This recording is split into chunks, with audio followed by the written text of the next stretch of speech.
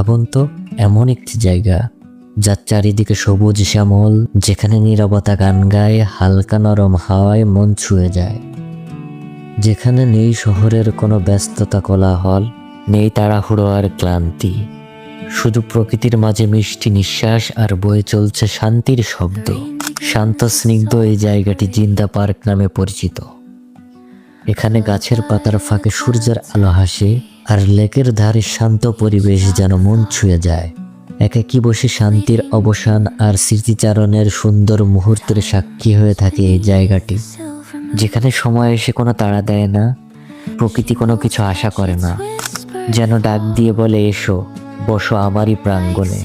সতেজতায় ঘেরা এই জায়গাটি শুধু পার্কই নয়, প্রতিটি মানুষের নিস্তব্ধ ঠিকানা।